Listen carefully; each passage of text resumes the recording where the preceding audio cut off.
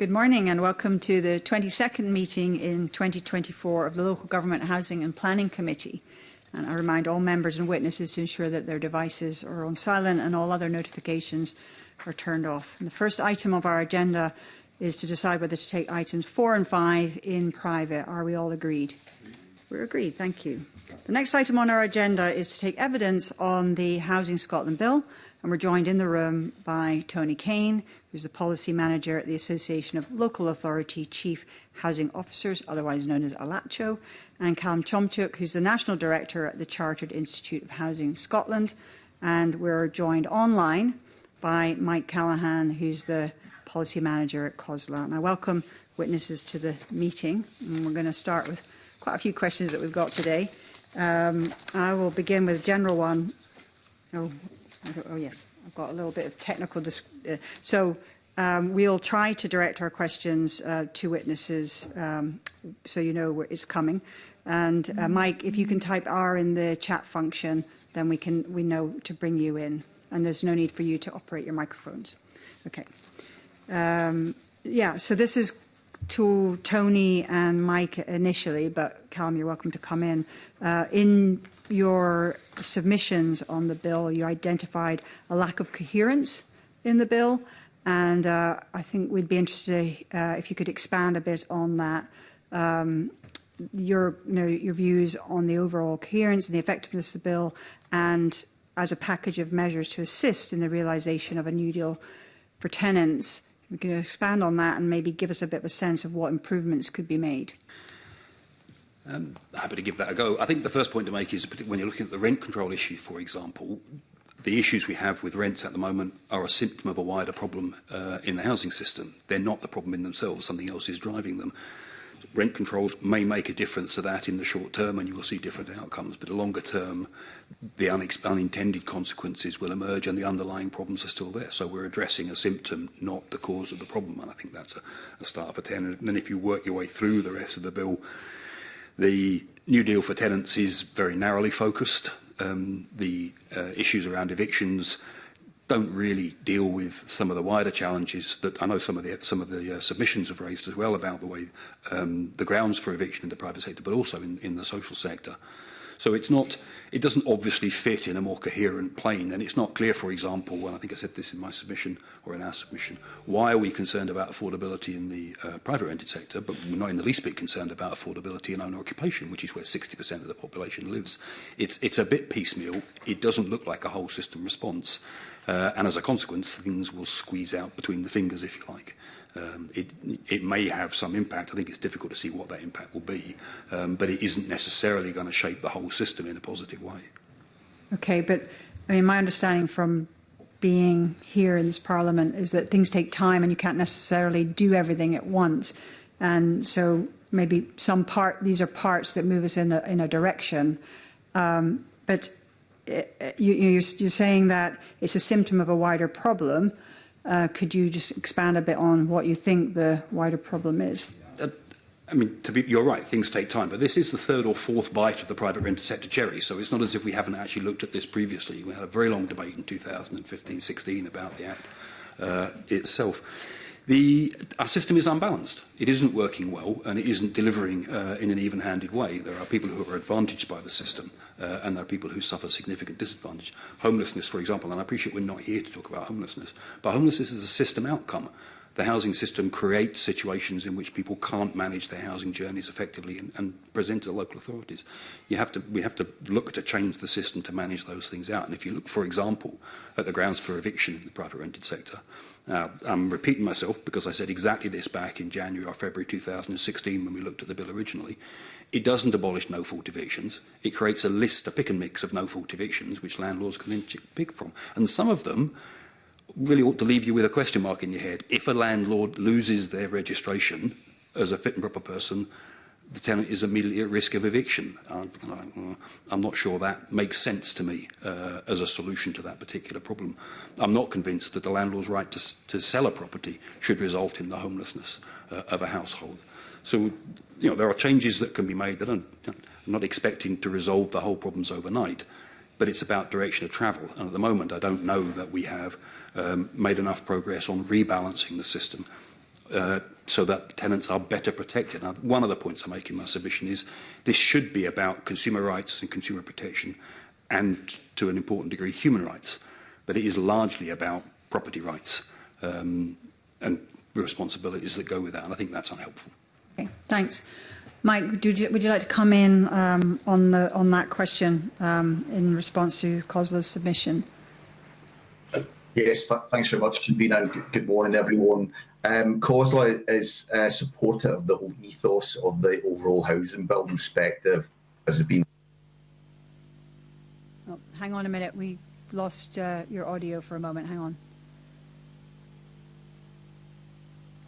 Maybe just try again. Okay. Hi there. Good morning again, everybody. Thanks, convener.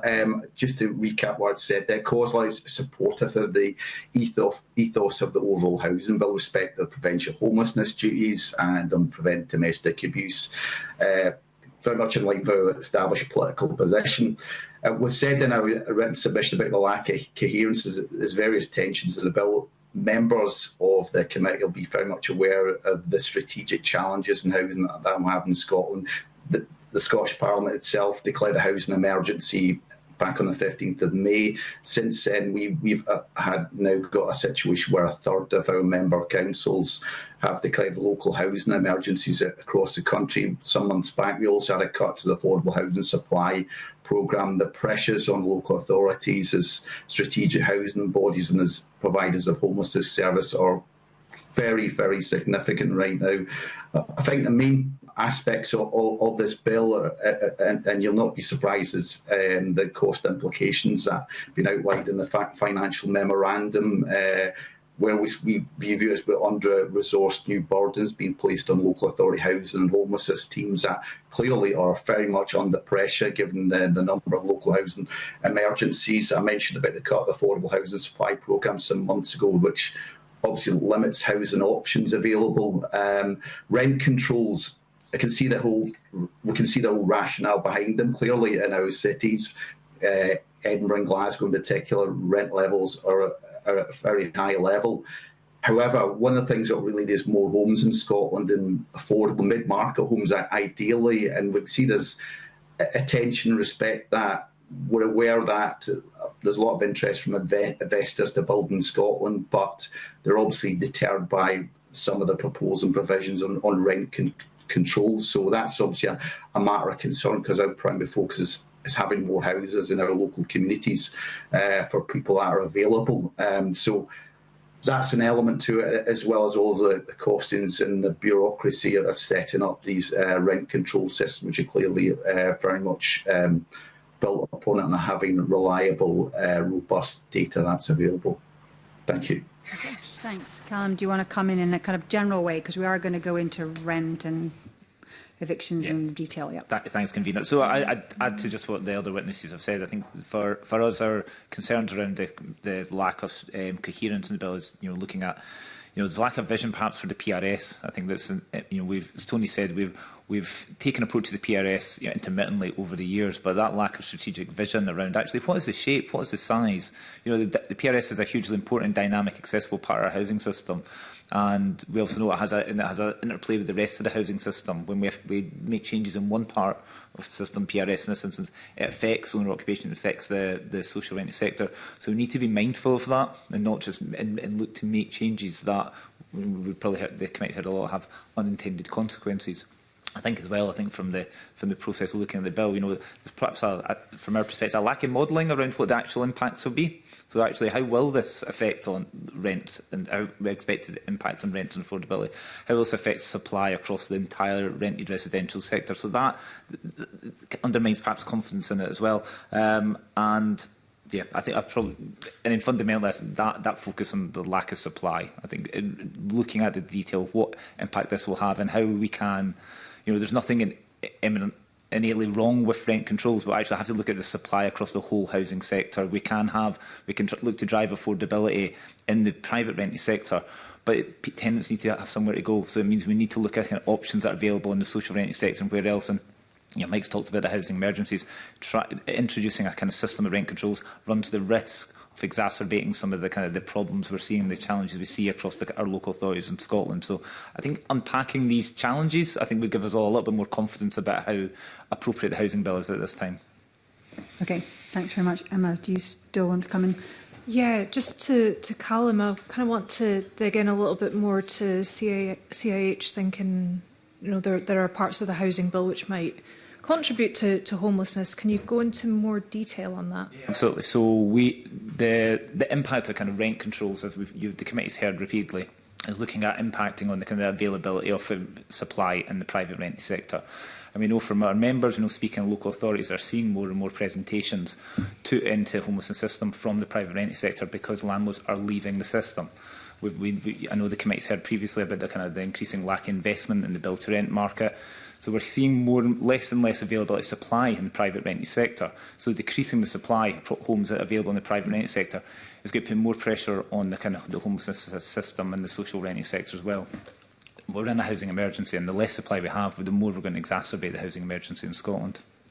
And people not being able to afford their rents will also cause homelessness. So affordability is a concern, absolutely. And that's so we're not. Rent controls in themselves are not a problem.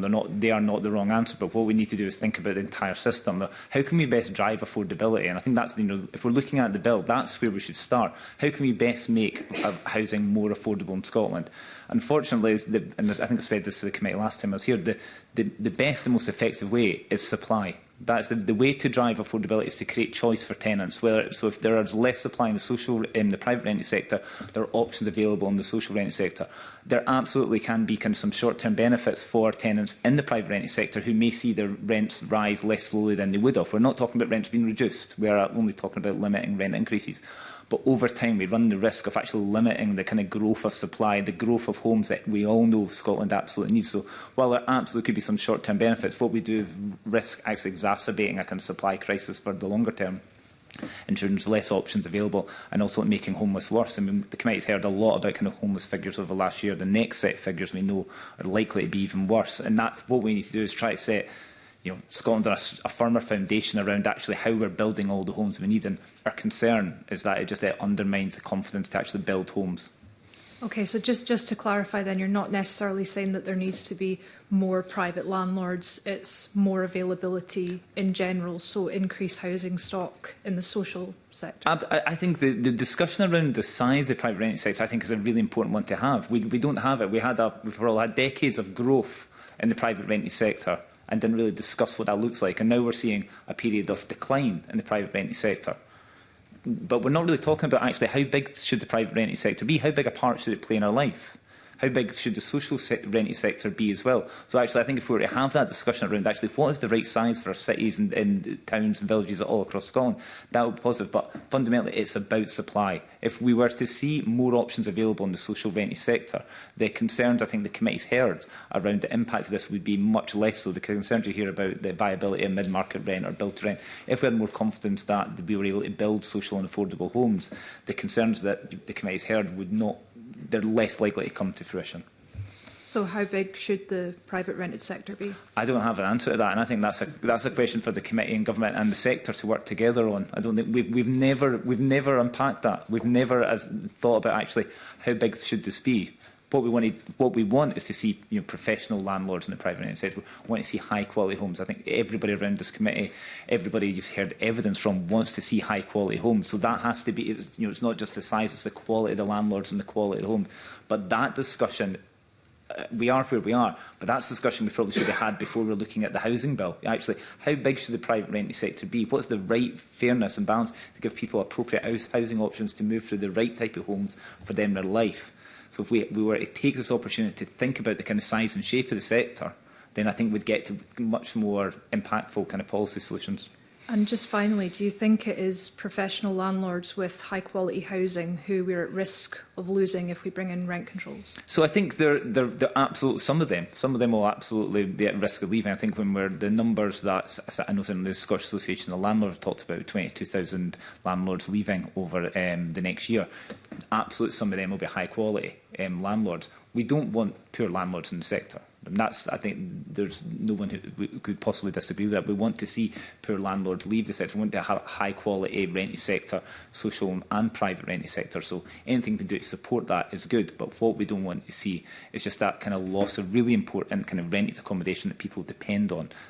Because we don't, and I suppose the reality is we don't know where that's going. Some of it will go into home owner occupation. Some it might go to the social sector. Some it will undoubtedly become short-term lets. But that loss of kind of residential rent accommodation is going to be crippling for us all, particularly in a time of housing emergency. Thank you. Thanks. Okay, we're going to move on to focus on rent specifically, and I'm going to bring in Willie Coffey. Yep, thanks very much, Convener. Good morning, everybody. Just to tease out, perhaps, with you, just the provisions, the rent control provisions that are in the bill, and clearly the intention behind that is to provide some kind of stability and support for tenants in regard to their housing costs. It's just to get to ask the three of you, do you think that will be the outcome of the bill? Will it achieve that? I'm aware that an OECD report told us that 13 countries have got rent controls, operate rent controls, and another 23 countries, I think it is, have some kind of restriction on rent increases that apply. So it's a measure that seems to be used and applied elsewhere. But what's your views about the rent control principle itself, and does it provide the stability for tenants that the government hopes that it will achieve? Maybe Tony could begin with Tony. The short answer is yes, it can, but it needs to be part of it within the context of a properly functioning or an evenly balanced housing system. We don't have one of those. So the risk is that it's the unintended or the unexpected consequences that is the major risk around some of this. The objection isn't to, I mean, in the end of the day, there's a choice to get made here, which is the job of politicians. The advice that I'm inclined to give is that if this is the system that we intend to go with, then there are unquestionably some improvements that need to be made to make it, give it a chance of working effectively, and you've heard some of that evidence already. I worry that where you're talking about rent-controlled areas, there will be boundary impacts which will be difficult to manage, although you may want to use those boundary impacts from a strategic point of view. So you control rents in one area, it will drive investment into another. You might regard that as a good thing. Some rent controls, some landlords will leave the sector. You might regard that as a good thing too, depending on which ones are leaving. So, no, I don't think the objection is to rent controls per se. The issue is how does it fit within the border drive to a stable sector and a better functioning housing system. But you do have to ask the question: if private renting is a market-driven sector, it's meant to survive off market signals about demand and supply. Why is there an expectation that it should be affordable? What does affordable even mean in the context of the private rented sector? And I think that kind of leads you to one of our major difficulties is that our social housing sector is too small, much too small. And in some cases, so small that it has no influence on the operation of the local housing system. In this city, social housing amounts to about 14% of the housing stock. The private rented sector is bigger, and I think that's significantly unbalanced and needs to be addressed. I think one of the other challenges in this context is that we are seeing a drift towards build-to-rent and mid-market rent as the focus of new supply of rented accommodation. Effectively, rents are going up because social renting is becoming proportionately less important and mid-market renting is becoming more important. Rents are going up. That doesn't seem to be what the intention of this policy position is, but the net effect of the wider system and the other decisions that are being made around it means that people are going to face higher rents on average. Okay. Thanks, Tony. Callum, will the rent control principle have the desired effect that we hope it will have? So, I mean, echoing a lot of what Tony said there, supply, the broader issue around totality of supply is fundamental to the success or failure of this policy. So that we can't look at the two in isolation. So we need to look at supply. The other point I would want to make is we know from experience, the experience of tenants is that rents tend to increase on the whole between rather than within tenancies, and the establishment of this principle creates this incentive for landlords to increase rents on an annual basis where that hasn't normally been the case. I think the kind of, in our evidence, I think we talked about during the emergency kind of rent cap legislation, the cost of living bill that was passed by Parliament a couple of years ago.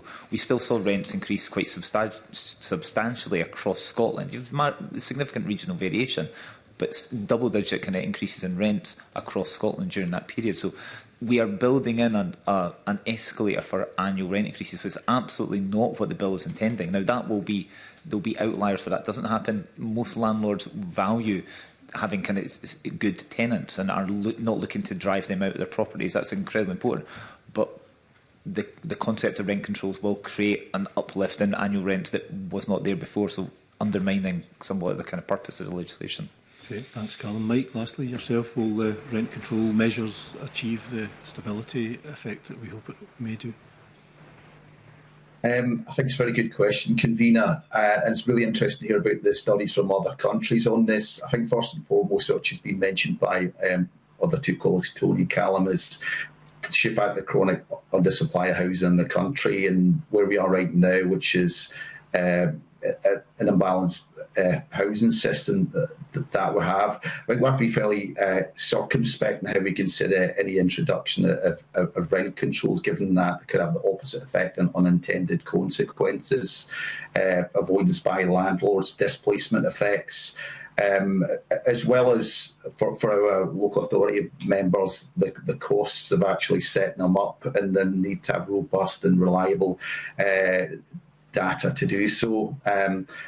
And I think, as I've mentioned in an earlier point about the fact that rent controls are clearly having an impact on investment in Scotland to create more housing. So we've got to be very mindful of that issue as well.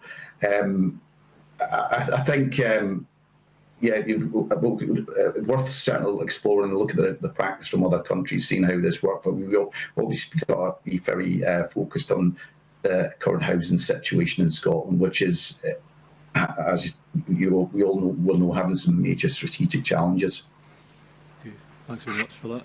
Everybody, I wonder, could I maybe point a couple of questions back to you, Mike, from your own submission to the committee? You were suggesting and recommending that part one of the bill should be reconsidered so we can kind of discuss further the issues about affordability that was mentioned in some of the opening remarks there. Could you just give us a little flavour of why COSLA is saying that and what your recommendations are?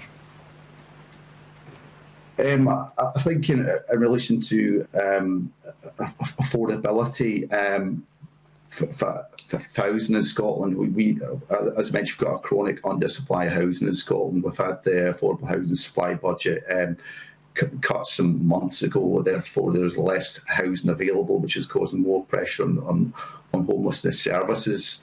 There's a need for more housing, and having the lack of provision in housing available, and as I say, the deterrent private investors coming in to invest in Scotland for more housing it's going to create problems in respect to having further available provision available. But what I would say, we are very supportive of the homelessness prevention duties and the other elements of the bill, but on the affordable aspects of it, we think it's very important that rent controls. It's important that they don't deter financial investment, particularly in mid-market rent developments in Scotland, which be really helpful to develop and make available in our local communities. Okay, thanks for that. You also say, Mike, in your submission to the committee that you would prefer to give tenants stronger rights to challenge unreasonable rent rises and so on. But we heard from a lot of tenants who are unhappy, unable, or find it very difficult to go into the process of challenging rent rises with whoever. Could you just explain your thinking there and what these additional stronger rights may look like and how easy it would be for people to embrace them and use them in practice? I think we very much be supportive of improved rights for tenants in housing, particularly where relates to PRS sector. We were quite supportive of the fact about having a greater role for a rent officer, as opposed to provide more effective rights to challenge unreasonable rent rises. And for our perspective, this would be consistent in line with consumer protection approach, and more effective from a public spending perspective. So we'd be very supportive of that and how further dialogue on how we can best address the problems of affordability in some parts of the private renting sector. At this stage, our member council not really geared up to provide the resources to manage rent controls locally or act in an enforcement capacity. Okay. Thanks, Mike. Tony? Callum. It speaks to the nature of the relationship between a tenant and their landlord and their expectations, and that it's a power relationship. Now, half the private rented sector is managed without a managing agent, without an estate agent of any sort, or a letting agent, and half of it is the personal property of the landlord rather than clearly within an investment structure. And many of those landlords manage the property as if it's their personal property, their home, personal home. So, and you can make the life of a tenant very, very uncomfortable. Without breaking the law, you can be regularly asking to look at the house. You can be frequently asking questions of their behaviour. You can be restricting what they can do or making it clear to them that you're unhappy with this, that or the other. You can interfere in their home life without necessarily breaking the law because it's your home and because you feel entitled to do that. So there's something about rebalancing and regularising. My personal view is that we should insist that this is a professional sector and that private rented homes are managed within a corporate structure, a big company, small company, it doesn't matter. That we take out that very personal and very direct contact where the landlord feels aggrieved if the tenant does something to their house they don't like, and the tenant feels at risk because if they ask the landlord a question they don't like, the relationship becomes uncomfortable, and that bears on the way in which you respond in that. So there's something about rebalancing that relationship, giving tenants the confidence that they can exercise their rights without facing unreasonable responses from landlords. And these things do happen, and they happen quite a lot, which is why tenants often don't bother to understand their rights, because they have no expectation that their rights will be honoured or implemented in an effective way. And that's pretty much universal. And there's even a hint of that in the social rented sector. It's an uneven relationship. Tony, Callum? Yeah, I absolutely support what Tony's saying. That power imbalance is due to that lack of choice. That lack of choice inhibits your ability to make decisions that actually meet your fundamental self-interest. Actually, what is best for you, you have to often put that aside because you don't have that confidence, that ability to actually find a home that meets your needs. So I absolutely accept that. It comes back to the point I mentioned earlier around that, just looking at each of these parts of the PRS and the relationship in piecemeal. So actually, how do we ensure we've got much greater clarity around rights and responsibilities on both parties? How do we understand? We know there's weakness in enforcement. We know there's the lack of capacity of local authority to enforce standards. We know that things like bad practice can be overlooked. We talked just a little bit about kind of poor practices in the PRS. So we need to find a way to ensure that there is much greater clarity around rights and responsibilities from both parties, much greater resource for enforcement, which needs to be financed, and in much greater and fundamentally greater options available to give tenants the confidence that where their rights are not being upheld, where there is poor behaviour from a landlord, that actually they are able to, whether it is action through the courts in one instance, or action to move to a property that can meet their needs. But without having those fundamental pillars of this address, we will still find an inhibition from tenants to address inappropriate kind of rental behaviour from landlords because they just won't want to take the risk. Thanks for those responses. Thank you. Thanks, Willie. Just on the back of that, Callum, and or anybody else, I'm just interested to understand if there's indication that landlords are not meeting their legal obligations in terms of the EPC, providing that with tenants, issuing the latest gas and safety checks to tenants within the 28 days of the check, and providing the copy of the electrical inspection condition report to the tenant where it's legally required. Do you have that kind of information? That's things that they're meant to do. Is there a general, they are doing that across Scotland?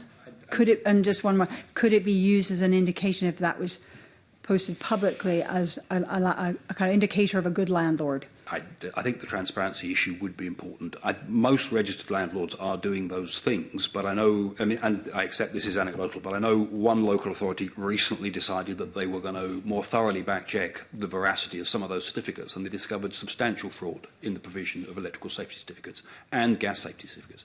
Gas safe registrations that didn't exist, inspections that hadn't been carried out, and the gas safety is one of those things in the public sector. You do a back check, 10% of gas safety checks are back checked to make sure the check is done properly. That isn't happening in the private rented sector, but we do it in the public sector because it isn't always done right, and you need to know that it's being done right all the time. So I think there are lots of risks around that. There is avoidance, and in some quarters, and our enforcement arrangements are weak in that sense. And the one observation I would make about that is that, if you'll forgive me, if you set up an enforcement or a regulatory framework to keep the good guys happy, you will create space for the bad guys, and that's what we do.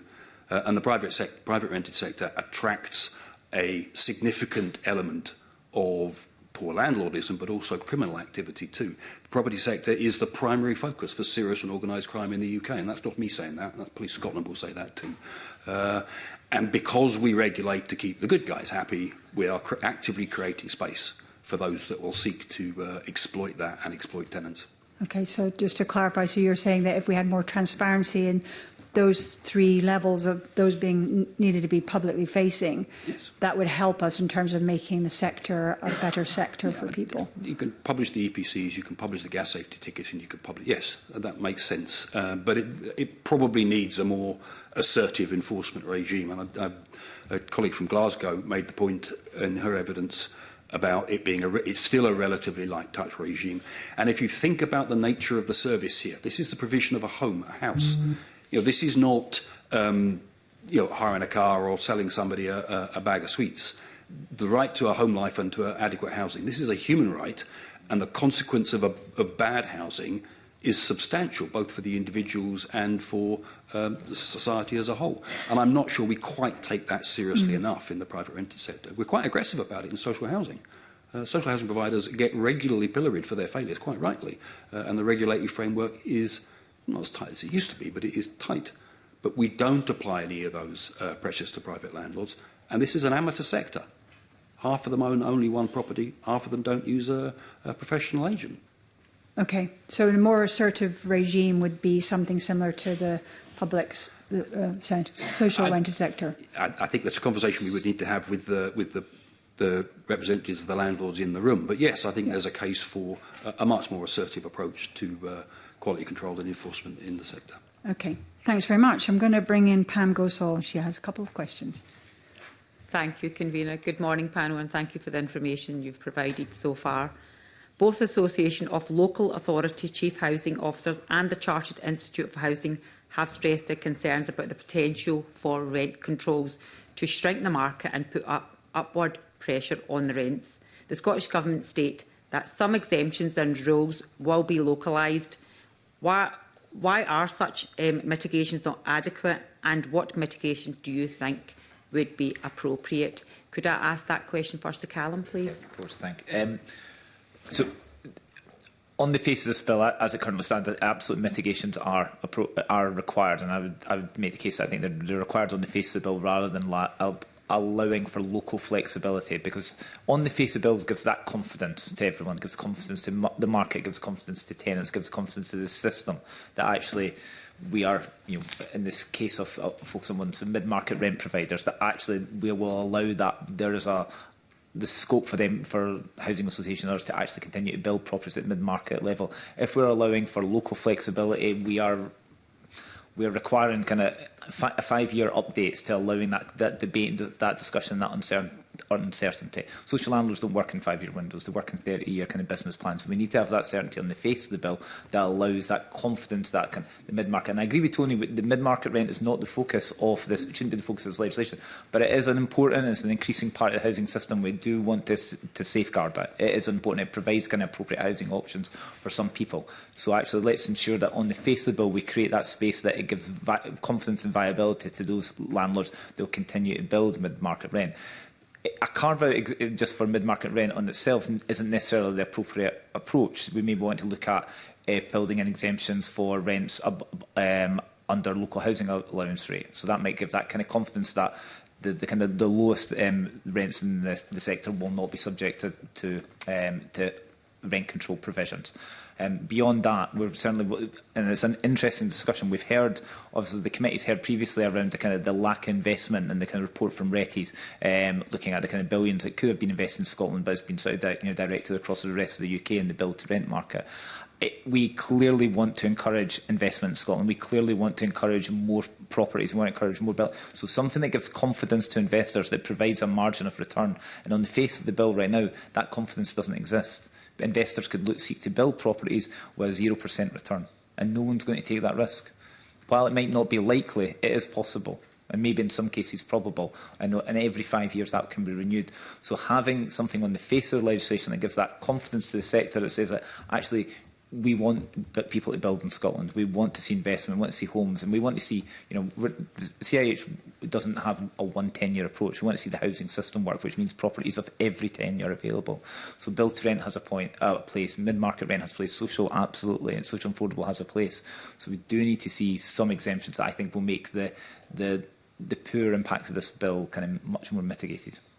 Thank you. Tony, do you want to add anything to that? Yeah, you already heard evidence that the proposal is having an impact on investment decisions. So you can only take them at face value, but you had John Boyle sit here and other representatives of the build-to-rent sector saying, at the moment, nobody's interested in build-to-rent in Scotland because of the uncertainty about their income streams in the future. So they're asking for a degree of certainty around their capacity to generate a concern from those types of investments. I think there's a judgment about whether or not that's a call you want to respond to. But it is one of the issues around the way this will impact. You may take the view that shrinking the private rented sector by driving landlords out is one of the outcomes that you want. That, to be clear, as long as you're explicit about it, that's a perfectly reasonable objective. I think the private rented sector is too big, but then I think the social rented sector is too small. So it's about how you connect those outcomes. I think Callum's point about exempting rents at or below the local housing allowance, for example, makes complete sense to me. They're not the rents you're concerned about, because we invest in affordable housing at or around the local housing allowance. So why would you create a risk around those rents? I doubt that you could connect it directly to the local housing allowance, because that's controlled elsewhere. But you would want to use that as a benchmark, I think, as the lower limit of rent control. It doesn't need to apply to every tenancy. It needs to apply to those sections of the market that are problematic in terms of affordability. So I think, but there's a conversation to get had, and some of the sector have set out what they think needs to get done here in terms of the face of the bill, I think reasonably clearly, and the big investors are asking for certainty.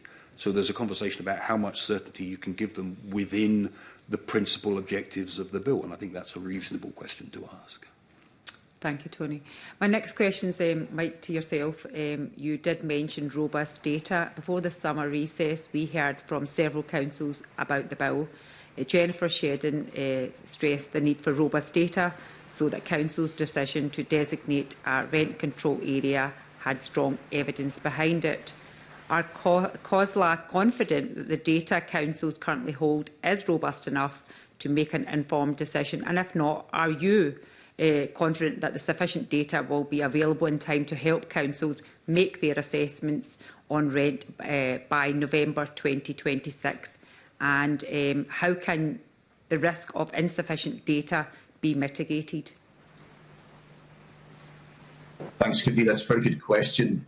I think I'll go back to my earlier point I made at the beginning about the financial assumptions in the bill, and the fact that we think there's underestimates in respect of local authorities being financed and have enough resources to set up effective, efficient and robust data systems to collect the data. We've heard from previous witnesses to this committee, from like Edinburgh, Glasgow, the sheer volume number of landlords that they've got in both cities, and they've got quite small, and others got really diverse portfolios. The scale of collection is very substantial.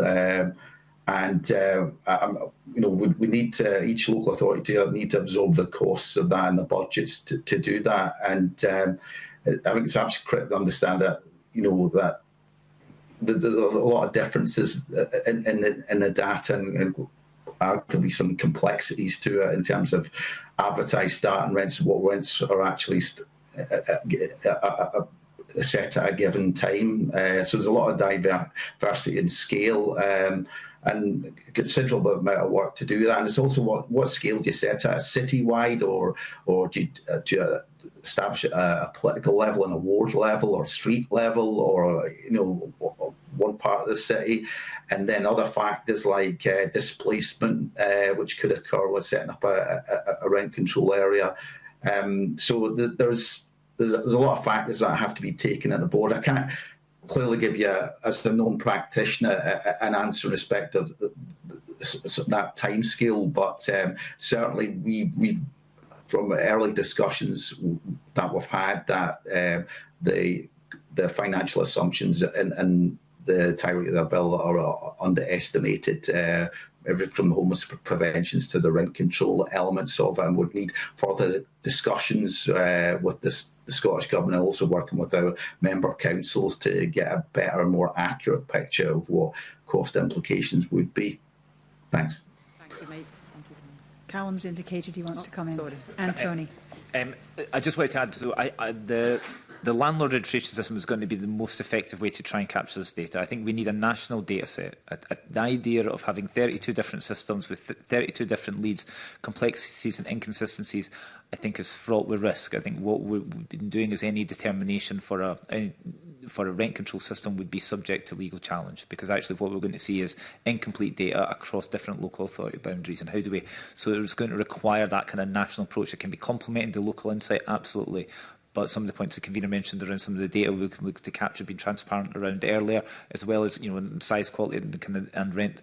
This data has to come, I believe, at kind of national level to give anybody confidence that it can be rigorous and kind of detailed enough to make a decision. Otherwise, I would worry that it would just be subject to legal disputes, and the will of local authorities and in turn the ministers to make determination of that just won't be met. So a kind of national system and confidence around what we're going to get, and as Mike rightly said, the resourcing to fund that kind of data collection. The timescales, I don't think we're there, because I don't think we're clear around the means of capturing that data, and then the challenges in doing so. And then the bill talks about some penalties. The fact that we haven't started this process, I think would suggest to me that it will take some time. But I think a national approach with consistency will be the cleanest and the quickest way, the most effective way to develop any kind of good data set. You've just mentioned obviously costs as well. I know Mike said that as well, that this could be quite costly, and obviously with resources and time and everything. Is that something that you've discussed, Mike, yourself or Callum, with the Scottish Government on finances to support you with this? And have you also discussed a national system to be put in place? I've certainly talked about kind of costs in the round with the bill. I don't think anything specific regarding this, and we certainly don't have any estimate around actually what this would look like. I think for myself and the Institute, the first and most important thing is trying to get that principle and actually agreeing, are we creating a national data set? Actually, what is it we're looking to understand? But we haven't had any detailed discussion with the government. I suppose it comes back to my earlier point around the lack of perhaps modelling. I think that would have been helpful for the committee and for all of us to understand actually what specifically do we want and how much that would cost. But yeah, we haven't had detailed discussions around that. I mean, my observation would be that our data sets around the housing sector, around private renting, are poor, and I think you've heard plenty of evidence about that. And I think you've also heard quite good evidence about what they need to look like in order to properly support both the regulation of the sector, but also to support the sector and support investment in the sector. You need to know what rents look like. You need to know what the sector looks like. At the moment, I'm not even sure we can reliably say whether it's growing or shrinking, and we've had lots of contradictory evidence around that. I suspect it's shrinking in some places and growing in others, but we also don't know how properties move across the sector. So because of the way the landlord registration system works, we don't know how long any individual property has been in renting, and when and if it leaves and if it comes back. So there's something pretty fundamental about a robust, nationally collected, statistically reliant data set, because there will be legal challenges to decisions to introduce rent controls. I think you can be absolutely certain about that. And if there is any weakness in the data set, that weakness will get targeted. I say there will. We've already seen a legal challenge from Scottish Association of Landlords over the first iteration of rent controls during the pandemic. And, for example, we've seen the self-catering industry be quite aggressive about its use of litigation to defend its interests and challenge decisions on regulation. And to not expect that in this context, I think, would be a mistake. And putting in place proper data sets, genuinely reliable, statistically reliable data sets, is part of the process of implementation. Come in briefly, and then we're going to move on. Yes, very briefly. Thanks, Convener. Just going back on what Tony Kane said there, I'd just like to reflect that in our experience, COSLA, working with the local government finance team, the organisation on behalf of member councils, we felt that the process for developing the financial memorandum, gathering local authority costs to inform the financial memorandum could have been better. We would have much preferred a long engagement period to allow the local authorities to consider and provide robust and informed information. And we're unclear how the local authority costs gathered info has actually been informed of what's in the financial memorandum, specifically on rent controls. Our views it will involve significant time, substantial resource requirement, but it hasn't been reflected in the financial memorandum. There's a lack of clarity on some of the costs and how they're arrived at, and not enough detail to be able to assess accuracy. And some costs were missing, for example, a local authority role in enforcement. Thank you. Thanks.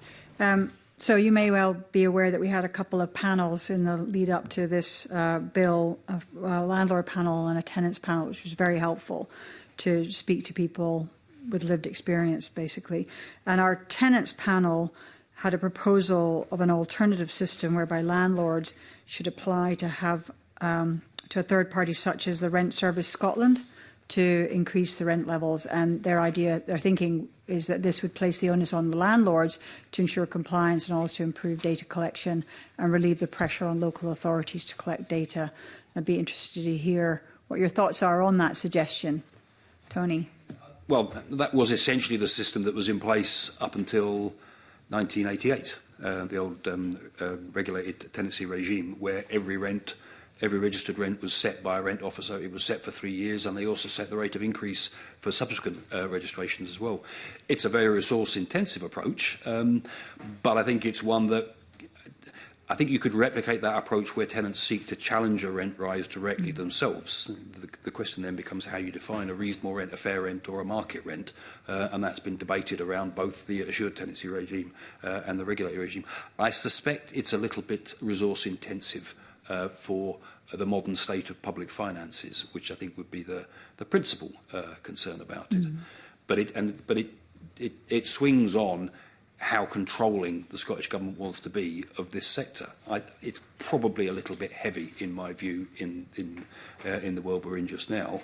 But it's a legitimate alternative view. I think this proposal can be made better, but it isn't going to control all rents. You mean this proposal in the bill? The bit in the yes. bill, yep. Yeah. Callum? I'd agree with Tony. I think we've talked to resources. The committee's talked about resources for this continuous bill, and indeed the kind of public debate on housing is all focused on resources.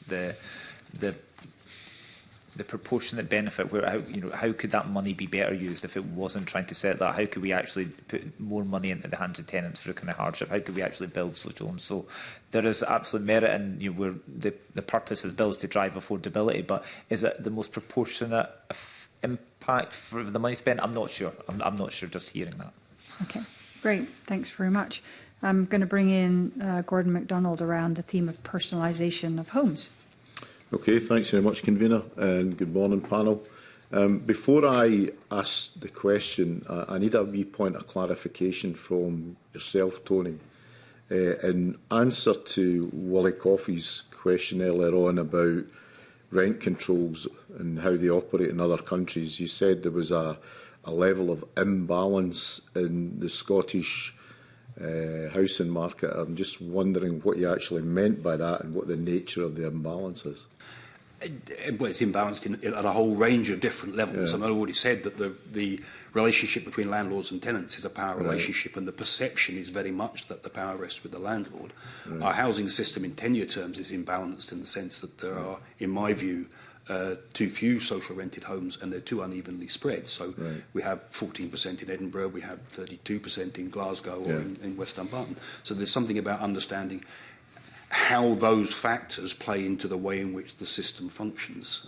This is a complicated area. I'm not going to pretend to know all about it, but a lot of how you analyse that swings on the data that you've got, and we don't have good data across a number of things. But the system, it's clearly imbalanced because we've got a problem with rents and we've got a problem with homelessness. Supply isn't meeting the needs of everybody that's looking for the house, and there are a lot of people, a substantial number of people, who are in homes which are stretching, the affordability of which is stretching their capacity to pay for other things. The kind of heat or eat. I mean, I accept what you're saying about the tenant-landlord relationship, and it's in imbalance. We need to address that, and hopefully this bill goes some steps towards that. But I was just curious about the amount of social housing. When you compare the amount of social housing in Scotland in comparison to the EU or the OECD countries, we are in line with Austria, and there's only one other country that is a higher proportion of social housing stock, of which we've got 632,000 units, is the Netherlands. So if all these other countries have managed to bring in rent controls where their social housing stock is below 10% of the total housing stock, why is it difficult for Scotland? I think the way in which those systems... But one of the problems of making comparisons between jurisdictions is that you have to understand all the nuances of the system, and I don't think we are. In Vienna, 60% of all the homes in the capital city of Austria are effectively within the public sector. There's very little market for private renting, or indeed for owner occupation in that city, and it functions very, very well. And you're looking at some very high-quality homes as well. In Glasgow, you have 33%. In Edinburgh, you have 14%. In East Renfrewshire, you have about 12 or 14% as well. So and across many of our rural communities, you're looking at nothing. There are many parts of rural Scotland where the private rented sector is the principal provider of rented homes. So it's imbalanced. It isn't evenly spread, and the impact that it has is unevenly spread. But what's the evidence of imbalance? 35,000 homeless presentations every year. Substantial concerns about the affordability of rents in the private rented sector. Consistent rising in house prices, and house prices now 5 times greater on average than the average wage. So these are indicators of imbalance. Yeah, and 140,000 more homes in households in Scotland. That's an interesting question, because you made that point in one of the earlier hearings. That's about 4%. It's about 120,000 would be my estimate. The figure used was 120,000. It's about 4%. About 10% of the population moves in any given year, and that's the figure you would get from looking at how long have you been in your house. Less than a year, for question from the census. So that's about 250,000 households looking to move through about 120,000 homes that are likely to be vacant at any one time. The question is open as to whether or not that is enough of an excess of homes that can be occupied over and above the homes that are occupied. There needs to be a vacancy rate in order to facilitate those moves. Typically in the social sector, it's about 7%. In some councils, it's below 4%, and I think that's problematic for those councils. So I think there's a debate about whether or not the surplus in the effective stock is sufficient to allow the level of moves that take place naturally in the system, and whether or not actually that 4% should be 8%. Should be another 120,000 homes, and that would create the flexibility in the system to allow more folk to manage their moves. Again, I don't think we've looked at the issue from that perspective. No. Right, thanks very much. We could talk about this all day. I certainly will. So in terms of personalisation of homes, I'll come to you, Callum, first. In your submission, you've more or less said that you're generally supportive of more personalisation of homes by tenants. But that you think there should be further clarity in the guidance. So what needs to be in that guidance? I think the examples about how... So we'll start, absolutely. So the idea that, I think this, hopefully, in the committee said this should be one of the least contentious parts of the bill. The idea that tenants should have rights over their properties and the ability to kind of live their lives in their properties seems incredibly sensible, and kind of, and it's good that we're actually bringing this in. The guidance needs to set out the kind of circumstances, of which tenants and landlords will be interplaying these discussions. That will be the challenge. We cannot. It's very difficult to scope out every possible situation, but the guidance needs to set a kind of framework. So tenants, again, come back to the rights and the clarity and the kind of enforcement. There's clarity for tenants around actually what the scope of their ability is to personalise their home, what is reasonable, what requires permission. There is still, I think, on a more personal than kind of institutional level, I think there is a tension around having to ask for permission for a pet. I reflect, and I've seen Tony previously, and I reflect the fact, I had one child and I had a second one in a rented property. I didn't have to ask my landlord to have a permission to have a second child, but I'd have to have permission to perhaps make changes to the property. I do have concerns around asking for substantial more deposits. I think that's the point around the deposit system in the first place, and actually having kind of like modest pets and others, it seems reasonable. It's a reasonable adjustment. So I think that as we're building and supporting pets personalisation, what I wouldn't want to see is an onerous expectation on tenants to have to front up additional resources for that, because I think that undermines the whole principle around kind of having pets and personalisation in your home to create that home. So I think the principle is absolute, and I think it's been kind of widely agreed by most people. But working at that detail of balance and actually what is a proportionate sense of actually what further expectations that are there on tenants in order to enact these rights needs to be kind of teased out a little bit more. Yeah, I'm glad you mentioned the situation regarding increased deposits if you want to personalise your home. But, surely there's a balance in there somewhere. If you have somebody who has a sense of ownership because they've been able to personalise their home, they're likely to be a longer-term tenant, and then you're therefore guaranteed your rent. But there's been certainly suggestions by some landlord organisations that there should be higher deposits if, as part of the consent process of making alterations, or there should be a condition that you should reinstate the property to its original condition when you're giving up the let. I'm just wondering what your feelings were about that. I think sometimes that principle, while well founded and it actually ends up undoing some of the real benefits that a tenant, and I think that's true for the private rented sector as it is for the social sector. That return to the state in which the tenant entered it. Actually, someone has built a home, they've improved the quality of the home, they've improved the condition of it, and I think taking a very binary approach to that, I think would undermine the benefits that the kind of future tenants would see. So while I understand the principle, I understand the calls from the kind of landlord sector wanting these assurances, this is someone's home. Yeah. This is fundamentally, and this is about the rights that they have to live in that home. And as a landlord, you're passing over those kind of rights to a tenant, in return for it's compensation. But they should have that rights, and I'm cautious about conditioning those rights further when we're setting the principle around actually this is your home. Yeah, absolutely. Tony?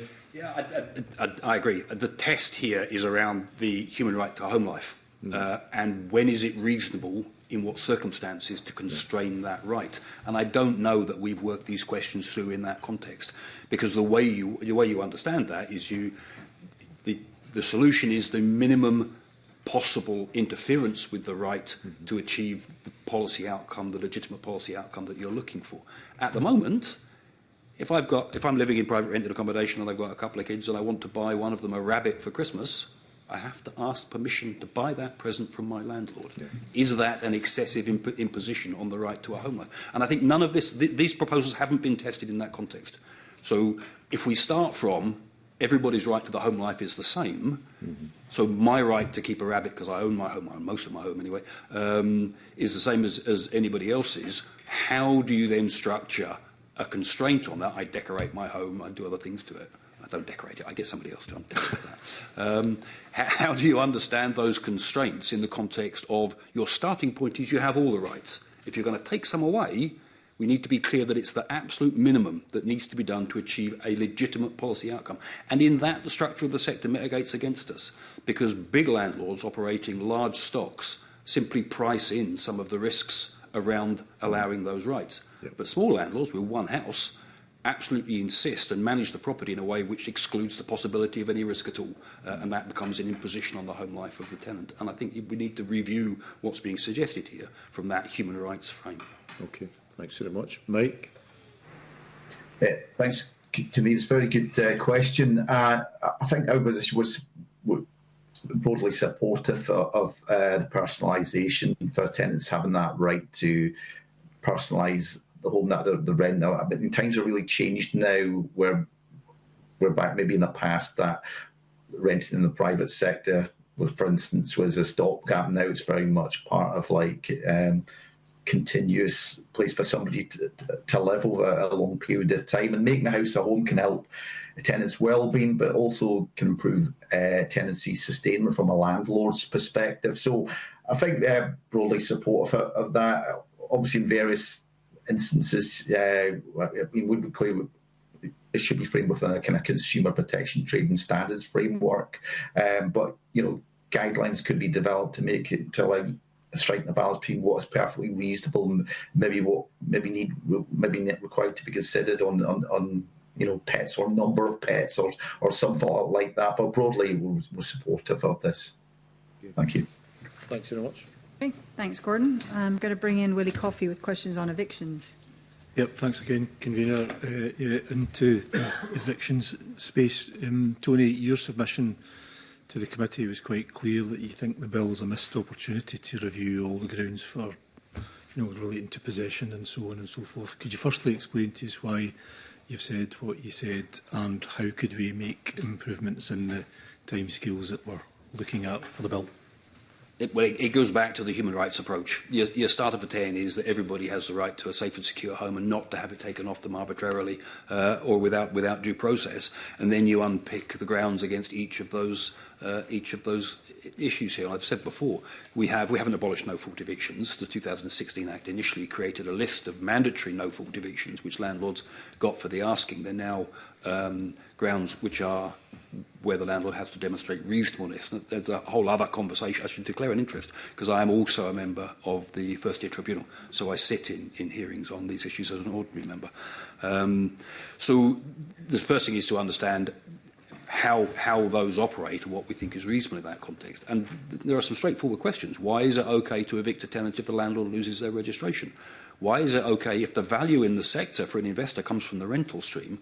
Why is it okay for a landlord to evict a tenant because they want to sell, they want to change the property, they want to move in themselves? It's going back to seeing this as a properly functioning commercial investment sector which delivers returns, but it delivers those returns in the context of a proper appreciation of the human rights of the tenants involved. An eviction is an act of violence. It's as simple as that. If you've ever attended an eviction or been part of that process, it's a terrible thing to do to anybody in any circumstance. And I'm not sure we really understand the scale of that imposition and the way it plays out in the lives of the individuals who face it. Mm. You've posed a number of questions there and asked a number of questions, but what could the government reasonably do to address some of those concerns and try to incorporate those within the provisions in the bill? My view is that longer term we need to move the private rented sector into a much more professional investor framework, so it isn't amateur landlords individually renting out their own personal property. It's commercial institutions managing at scale and being able to price in risks around the rights of tenants within that frame. And you take out the personal relationship. At the moment, actually, if you get on well with your landlord, it will work, and it will work every time. But not everybody gets on well with the landlords forever, and that's the point at which things become uncomfortable and break down. And that risk needs to be taken out. Your landlord doesn't need to be a person who's personally attached to whether or not the living room is Magnolia or Royal Blue. It needs to be a person who's managing an asset and respecting the human rights of the person for whom they're providing a home. Mm-hmm. Thank you. Callum, Mike, any comments in relation to the eviction I think proposals in the bill and how we could perhaps improve them?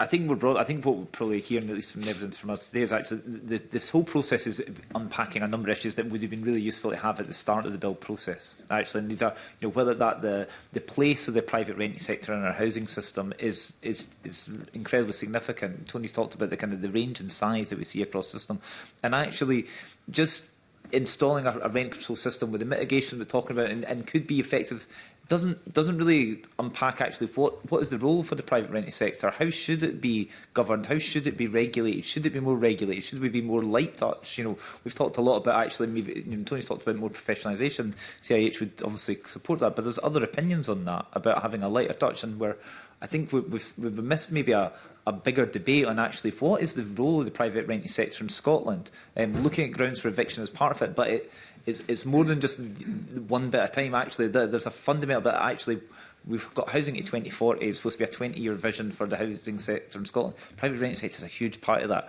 How are we building towards that? How are we building towards actually so it's a vibrant, kind of accessible part that plays a key role, but isn't the only housing option for people? Is it? People are able to move to other. So I think for me it's less about the kind of the grounds for eviction. I think there's merits about actually perhaps have we missed an opportunity to review that, but this should be a part of the discussion around actually what is the future of the private renting sector and how do we make it sustainable for the long term. Okay, thanks, Callum. Mike, have you got any comments on the eviction process and proposals themselves? Could we improve, tighten them up, clarify them, or whatever? I broadly agree with the points that are made by Tony and Callum. Tony suggested improved investor framework, taking the personal relationship aspect of it. From our perspective, we'll be supportive of the proposal to improve protection and compensation for unlawful evictions, but suggest that courts have the power to make awards above the maximum as well as below the minimum where circumstances to merit it. And we will support for a proposal to require the Sheriff Court and First Tier Tribunal to consider the options to suspend the decree to allow vulnerable or at-risk tenants to manage the process and enforced house move. Okay. Thank you. You want to come back in? I mean, excuse me. The tenancy itself operates as a framework in which the behaviour of tenants is controlled. And we do need to be clear that all the controls being exercised are appropriate. So in both the public and the private sector, there is a grounds for eviction. It's a fast-track ground for eviction in the public sector, which is effectively mandatory, which says if you commit an offence for which you could be jailed for more than a year, you're at risk of eviction. Now, actually, if you commit an offence for which you could be jailed for more than a year, you're at risk of being jailed if you're convicted. But we have double jeopardy for tenants. We evict tenants for offending, even though we also prosecute them in the courts. I could commit an offence for which I could be jailed for many years and I would not lose my home as a consequence of it. What's the policy objective that we have of holding the threat of homelessness over tenants in those circumstances, and how reasonable is that, how proportionate is that? And it strikes me that if you're looking at those types of threats, these types of controls, we've reached a point where it's beyond what is reasonable. Living off immoral earnings or illegal and immoral behaviour is still a ground in there. Associating with known criminals is still a ground for possession. Why is that an eviction case when in most other, across the rest of the, for other occupiers, it's not an eviction risk? How proportionate is that? What's the alternative to it? And we've never examined any of that. We've been living with those for a century and never thought about them. Okay, thanks very much for that, Tony. Turning to the tribunal process itself, I'll probably direct this to Callum and Mike because, Tony, you remember, during some of our evidence sessions, tenants and landlords had raised some concerns about the operation of the tribunal process. And do you have any insight, knowledge, experience or otherwise about that? And be careful what you say because you're sitting next to Tony. Absolutely. In our all engagement with our members, it wasn't one of the points that came up. I think our reflections were mostly around the kind of rent control system. So I probably wouldn't have a lot of confidence to kind of add much to what the committee's already heard in this area. Okay. Mike, anything that you're picking up at all about the tribunal process and how people engage with it? And are they satisfied or otherwise with how it works and so on? I couldn't really comment on that, convener, from our perspective. I mean, I think one thing about it is that we'll look to improve the current legislation on housing. We've got to be conscious that we won't get a situation where some of these tribunals later on are the overpressured by the amount of business they have to deal with. But other than that, I don't have much more to add on that. Thank you. Last chance, Tony. What about the issue? I think I can make a safe observation. I should say, well, a couple of observations, in fact, one of which in relation to the obligation to consider suspending a decree. I've been on the tribunal for about, I think it was 2016 that I joined, 2017 perhaps. And pre-pandemic, the issue of suspending a decree was almost never considered, and now it is regularly considered. And I should declare another interest because on the initial consultation of the bill, one of the suggestions that we put in was that rather than a winter ban, we simply have the opportunity to suspend in the courts. And so I think it's a good idea. It is much more of a live issue. I have had tenants in front of me say, one, I think you should give the landlord his decree now, and no, I don't think you should suspend it at all. So we do listen in the tribunal to what is being said to us, because what people want from the process is important. But I think that's unquestionably a positive, would be positive, because it would allow another level of protection for the more vulnerable tenants. And I take the points about rent arrears. It needs to balance across both sides of that equation, if you like. On the workloads is not my subject to comment on, or indeed timescales, I suspect. But I do observe that most tenants are unrepresented when they are respondents, and I think they would have more confidence to state their case and defend their tenancies if there was a better system for ensuring that they were supported through that process. Okay. Thank you very much for that again. Thank you. Okay. Miles, do you still want to come in on this? Thank you. Yeah, I had a follow-up to that evictions questions and grounds for eviction, because I know research by University of Glasgow and Marie Curie's Dying in the Margins has evidenced people having to move home. On average, I think 27,000 people a year, they pointed towards, are evicted from their home as a result of their experience of dying, death and bereavement for a partner as well. And so just wondered, in terms of thinking of the housing bill, what better protections do you think should be within it for terminally ill people in Scotland? You won't be surprised to learn that I've had quite a lot of conversation with Marie Curie, and for that matter MND Scotland, who have also concerns about the end-of-life process for tenants. I think they are right that the arrangements we currently have are uncomfortable. So essentially, people are at the risk of, and I've had this conversation with people who are in these circumstances, you get a condolence letter from your landlord at the same post that you get the eviction notice, and that seems to me to be completely inappropriate. I have some sympathy, so we need to look at what's an appropriate way of responding when somebody is living in a house which is adapted, for example, which they no longer need, particularly if they arrive in that circumstance because a family member, a loved one, has died. And I think our current arrangements are clumsy. And whether there has to be suitable alternative accommodation available, or whether it's a delay to allow I think there's a conversation to get had there. I know why these arrangements are in place. Many housing associations are specialists that only provide adapted property, and they worry that if they can't ensure they're only occupied by people who need the adaptations, then they won't be able to meet their primary purpose. I think there's a conversation to get had across all of those issues. And similarly, I think there's a challenge for the sector in delivering services when people are terminally ill. And I don't think we've spent enough time thinking about how we ought to do that.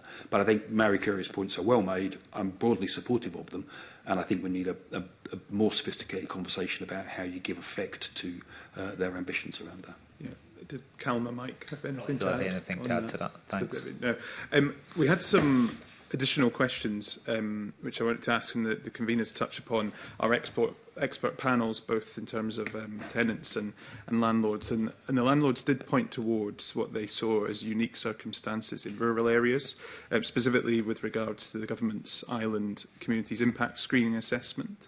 Is there anything you specifically think within the bill's proposals which isn't going to meet the needs of rural island communities? And I think for a lot of the conversations we've had, it was about actually how businesses can be encouraged to bring properties forward as well, and where there might be an impact. And rent controls has clearly had that effect as well. Yeah, I think there are a couple of interesting points that have been previously made in evidence to you. And the landed estates, I forget the full title of them, made a big play on the types of impacts on land-based businesses. And to be fair, they talk as if they are all rural private renting, and they're not. They're private renting by businesses whose principal purpose is managing land, whether it's for agriculture or other purposes. And they are in a relatively unique position. And I think there is unquestionably some consideration about some of the points that were made there. But much of private renting in rural areas looks like private renting elsewhere, albeit that if you live in a rural area, you pretty much have to have a car. But if you're renting a flat in a village, there isn't that much difference in the day-to-day relationship with the landlord. elsewhere. Even if you know them, that actually brings risks as well as positives. So I think there are issues there. You heard the representative from Aberdeenshire Council say that their private rented sector's calmed down completely, is more or less in balance and isn't a concern for them in rental terms. I know if you go and talk to colleagues in Orkney and Shetland, for example, Shetland I think effectively has no private rented sector to speak of. So it's not an issue for them because there is very little by way of traditional private renting in those areas. So I didn't see anything in the screening which howled at me, but I think there are sensitivities and nuances in rural areas which are important, not least of them to be recognised that there are some areas where the private rented sector is the principal provider because the social housing sector has all but disappeared. Yeah. Anyone else? As we know from the report from Solace and Alacho last year, it talked about the kind of cost of building. And we all know across the whole housing sector that actually the cost of building homes is extraordinarily higher, and that is much more so in rural parts of Scotland. And back to the earlier point around the rent control provisions, anything that inhibits the construction of homes or encourages landlords to leave is undoubtedly going to put pressure on the system. You know, I think maybe Mike earlier talked about, the housing bill in many ways, looking at rent control provisions is dealing with quite an urbanised problem in sort of our major kind of population centres, Edinburgh being probably the best example of that. So creating a kind of national system that is undoubtedly going to have an impact and be applied nationally, it's going to have an impact on the investment decisions from builders or from existing landlords could clearly have a kind of disproportionate effect in rural Scotland where there is already a kind of a lack of available housing. So that would be, I think, one of the rural risks. Yeah. I think my other observation would be that there is a crossover between traditional private renting or longer term renting and the short term let sector, and there is an opportunity to move between the two, so we need to be clear that the regulatory regimes are complementary. But there's also an option for avoidance around that as well. So, we know there is a connection between criminal activity and property and private renting. You had a police officer sit here and make exactly that point in relation to short-term lets, because I was sat beside them when they said it. So there is something about being clear about the complementary nature of those two regulatory frameworks and achieving the policy objectives you're looking for. And short-term lets aren't the cause of our housing challenges. But there are unquestionably some places where the diversion of properties into second homes and holiday homes is problematic. Yeah. Sorry, Mike, did you want to come in as well? Yes, very briefly, convener, because I know Tony and Calvin made some really good points there, about the variation in rural areas and about the Solace Alacho report last year. I think around the country, the variation is shrinkage in some rural areas of the PRS private rented sector, and that causes challenges, for example, key workers in education and healthcare, but also in key industries in Scotland, such as renewables. So that's something to be mindful about any particular provisions being applied to these rural areas in Scotland. Thank you. Yeah. Thanks for that. And I wanted to just finally ask a question with regard to the potential to reform Housing First as part of the housing bill, and specifically extra supported accommodation and homes. There's a number of charities who I've been meeting with over the summer who would like to see that included in the bill, specifically to look at people where Housing First doesn't work for them, a sustainable tenancy where they need supported living with regards to finance, but also often meds as well. In Social Justice Committee, I'd asked the former Cabinet Secretary a question with regards to how many people Housing First doesn't work for, and she picked a number of about 2,500 people, she thought, in Scotland. Now, what do you think could be in the bill then to help take forward a better framework or better model to support that development of sometimes lived-in peer support housing, but something we need to see more of? I know in Edinburgh, for example, we have a waiting list of 50 people with alcohol brain damage who are looking to get into accommodation which doesn't exist. So often they then end up in our homeless sector as well. So just wondered if there's a missed opportunity within the bill to do something bespoke around that as well. I wouldn't want to do it on the hoof. I think we would need to spend a bit of time thinking about how that would work. The journey over the last 20 years has been about separating care from housing so that if you no longer need care, you're not at risk of having to move on. But also separating your care provider from your landlord, because there are risks when you conflate the two. Because when one of the causes of homelessness or hospitalisation in some of the high dependency sectors, particularly learning disabilities, I have to say, is that care packages break down and they end up in hospital, and then they get stuck in hospital for a long time. Sure. We have a bit of a challenge, a crisis even, and perhaps a borderline scandal about the adults with learning disabilities in particular, stuck in hospital over very long periods. I'm not convinced that that's necessarily the way forward. I think the other thing to unpick is issues around capacity. So I know that the early reviews of the outcomes from Housing First, and indeed I think the Hard Edges report last time round, referred to a client group who lacked capacity, and I think we need to think very carefully about what we mean by that. Because I think thinking around capacity has moved on quite a lot. So it's not necessarily seen entirely as black and white binary. Either you have it or you don't, and if you don't have it, everybody else makes decisions for you. Because there's a whole development of processes around assisted decision making, which I think can be very powerful. So I would worry about tying accommodation too tightly to support, and I worry about some of the models that are effectively private rented sector models that are being developed, which swing off the back of very high rents. So we're using the enhanced management allowances within the housing benefit system to place people, vulnerable adults, who may be borderline in terms of capacity, within settings where their property and where their home and their support are linked together and their rents are relatively very high. I think it's a complicated question. I think there is a cohort for whom I've always thought there's a cohort for whom Housing First or our home isn't necessarily the answer to their homelessness, because their challenges are being driven largely by health failings, and we haven't yet designed a solution for that group. Whether it's 3,500 or 5,000, it's been around about that number for a very long time. So there's a pipeline. It's replicating itself. There's a process of creating individuals with these vulnerabilities, which we probably also need to unpick.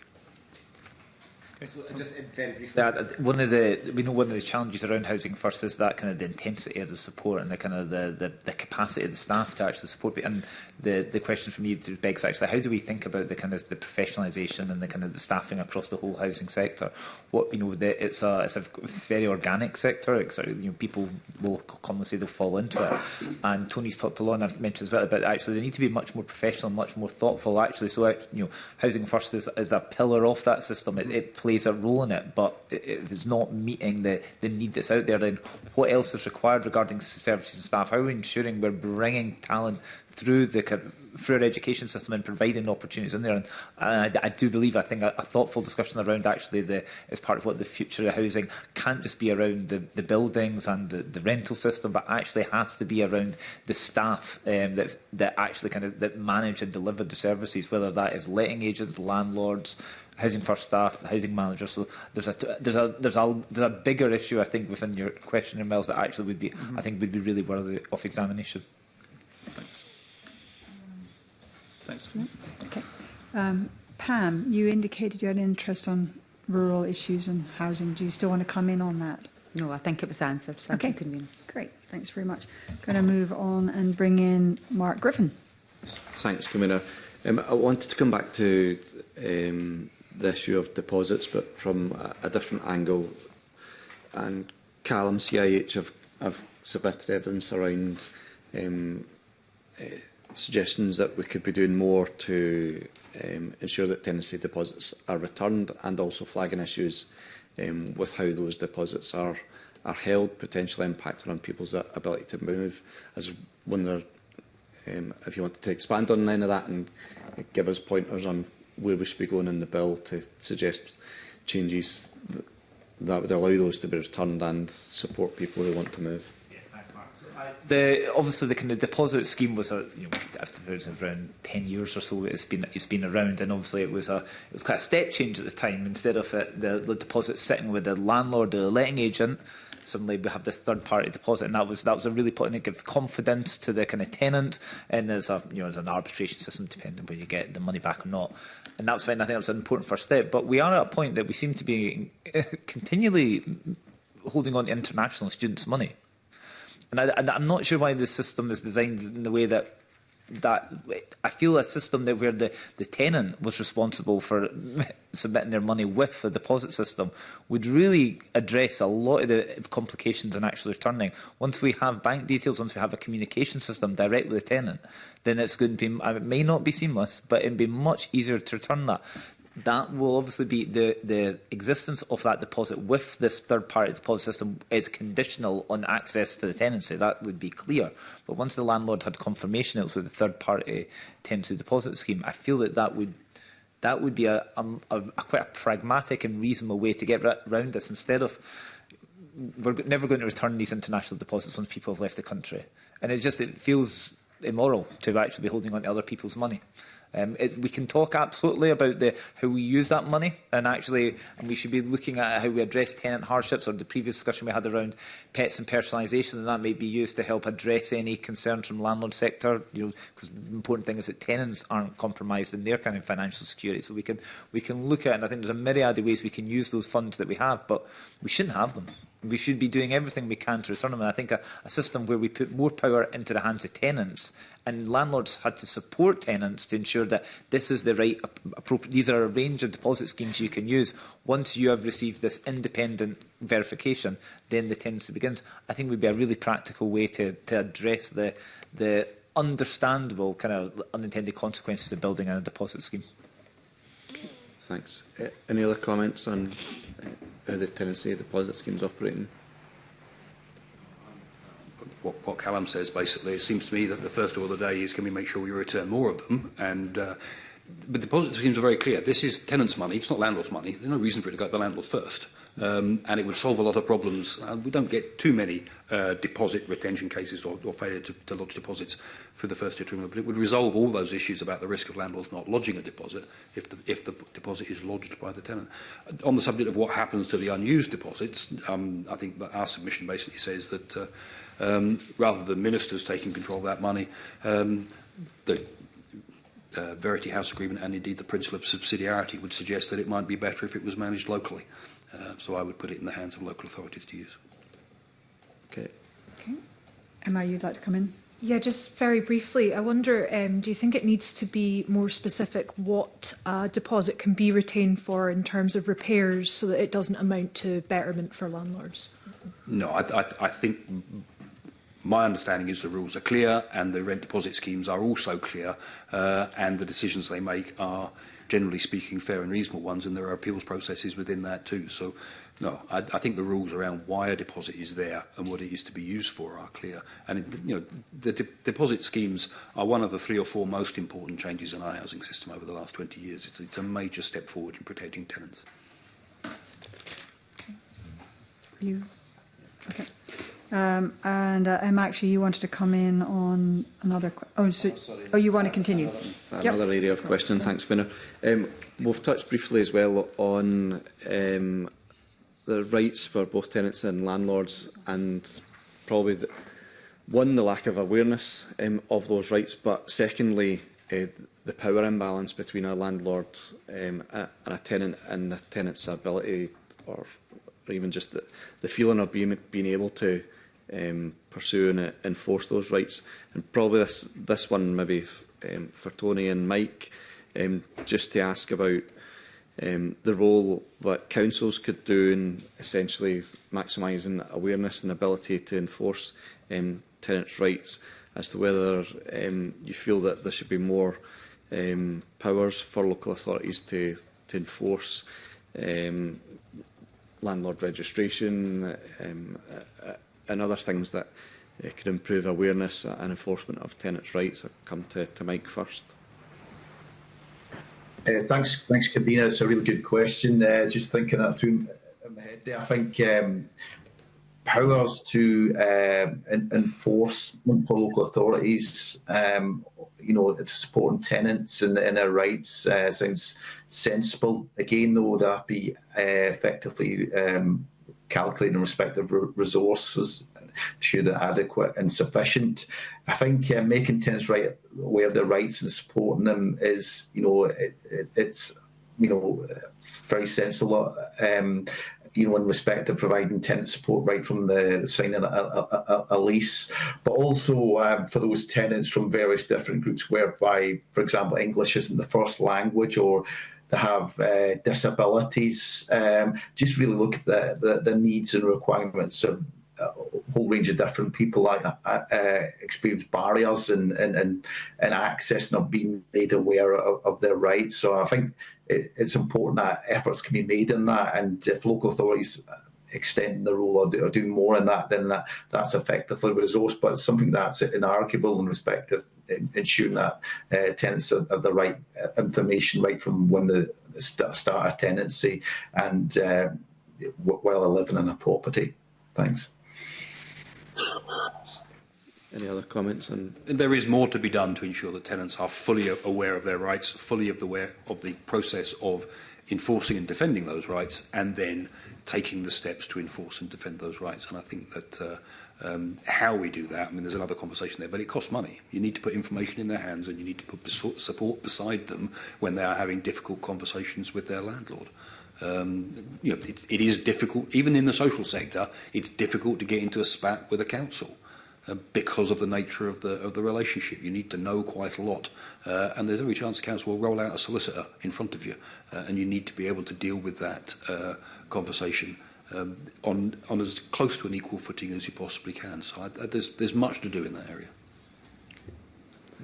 Just briefly, I think that we talked earlier about power imbalance, and rights are only going to be realised by tenants or anyone when actually they've got genuine options. So I think that we can, there's clearly a resource implication for local authorities and government if we want to take a national approach to this, to doing this.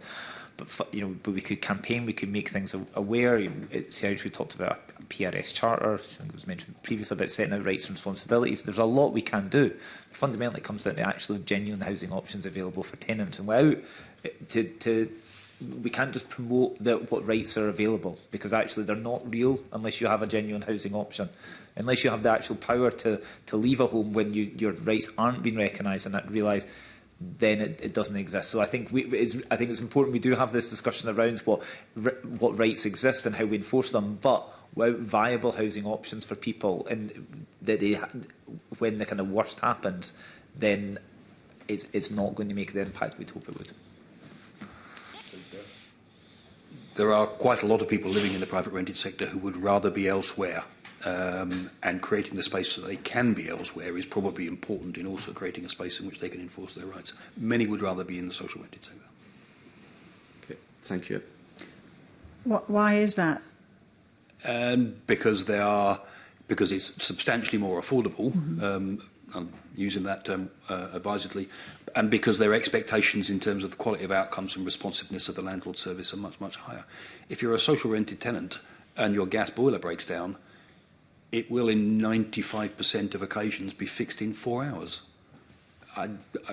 My gas boiler breaks down, God knows what I'll do, but it won't be fixed in 4 hours. So there is expectation of service, and there's a place to go if the service isn't delivered.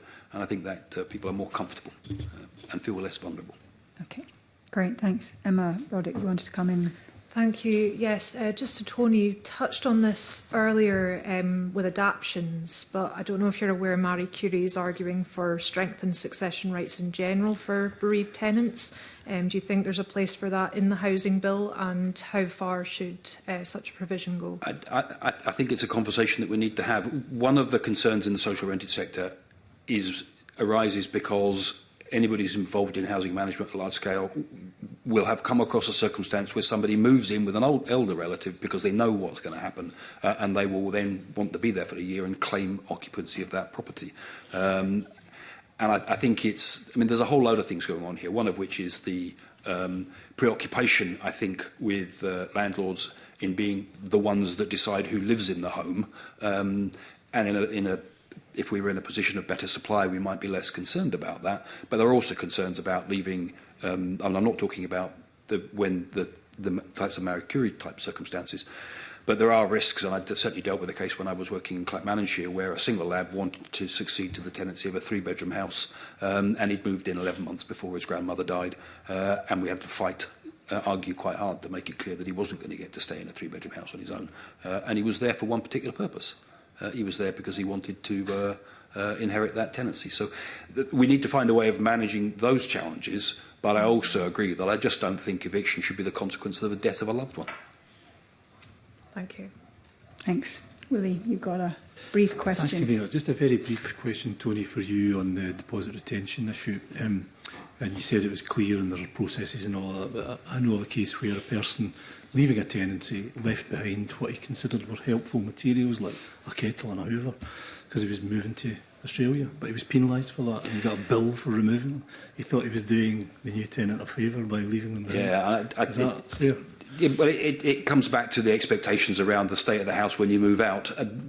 Most tenancies, the house should be left broadly in the condition that it was let in, and they will say that, and things should be in the same room as they were there originally. And so landlords may take their main chance. Whether it's the question is really for the deposit schemes as to whether or not that's a reasonable approach to deductions from a deposit. But it could equally have been bulky items of furniture that weren't particularly suitable or that weren't wanted by the landlord. They can be expensive to remove. So there's something in there about the flexibility of where you interpret that. But I do not think problems with decisions around deposit returns are a substantial part of the issue with the deposit system. I think for the most part the system works. There will always be issues at the margins, but I would be frustrated with that too. And you wonder about anyway. It seems an act of kindness was penalised. it feels that way. I agree. Thank you. Thanks, Willie. In the future, how will we know what impact the legislation has had on the private rental sector and on tenants' lives? And in the interest of transparency, we'd be interested to hear from you if you think the bill should have a requirement for the Scottish Government or local authorities to regularly report on that. And if so, what do you see as being the key indicators of measuring impact? Callum. I think that would be helpful at this step rather than waiting until the bill is concluded. I think hearing from ministers from government around actually what their expectations are around the kind of changes that the legislation will make beyond just the hope of kind of driving affordability in the private renting sector. I think some more specifics around what the committee has heard repeatedly over the concerns around the impact it will have on the supply of stock in the private renting sector, the prevalence of kind of mid-market rents and the impact on the kind of homelessness figures across Scotland. So I think clarity around the concerns that the committee's heard from government at this point and the kind of modelling that's led to it would be really helpful and really instructive. And actually, if it's not as positive as we'd hope, then that gives us a base to actually say, well, how do we address that? Because as I said earlier, rent controls and see how it's come from. Rent controls themselves are not bad. They're not necessarily, they will not bad in themselves. But our failure to understand the impact of them could be devastating. So if we are going to drive out investment in one part of the housing system, we need to be mindful of that. And how do we support it elsewhere? I don't think there's a single witness you've ever heard from that doesn't want to see more social and affordable homes. I think that's probably the thread that's come through every session.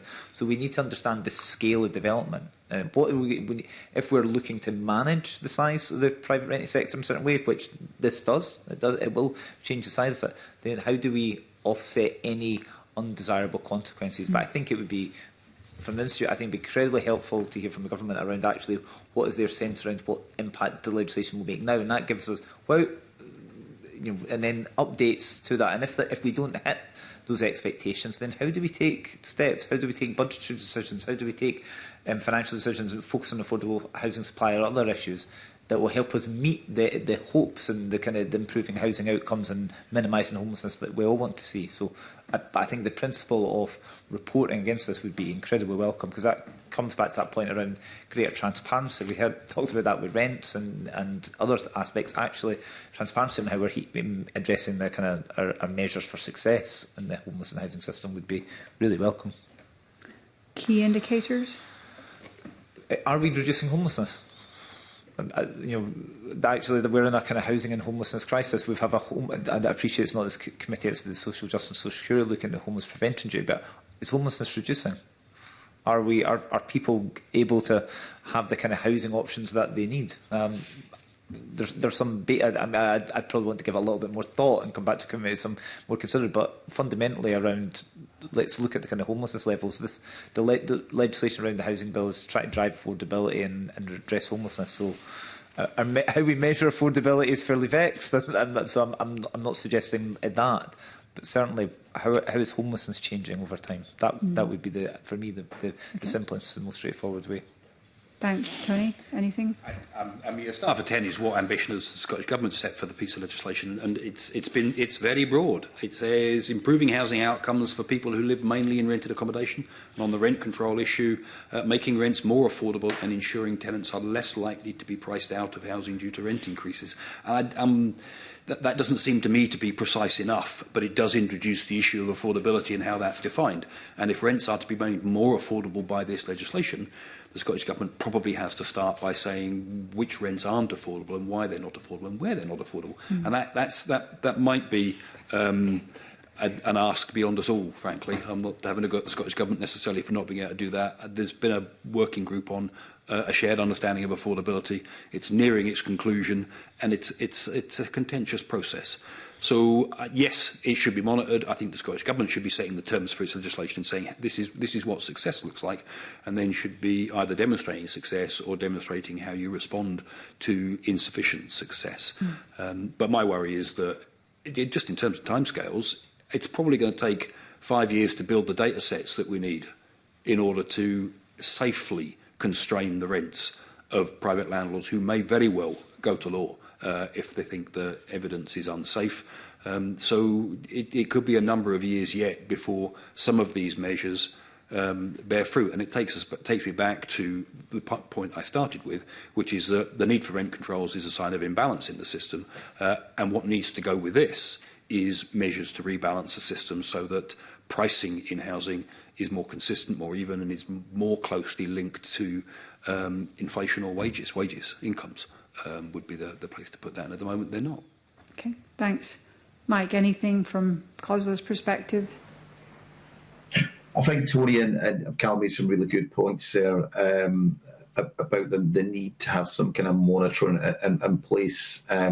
We have to establish where we are as a baseline and then just identify where we want to be and how we're going to get there, or how we support the process to get there.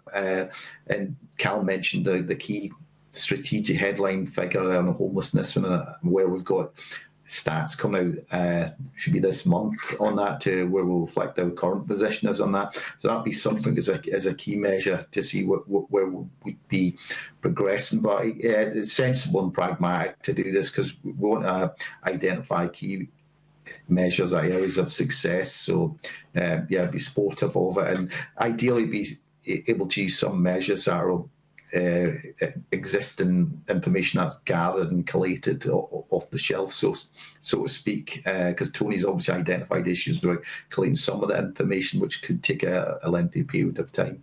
Thank you. Okay, thanks very much.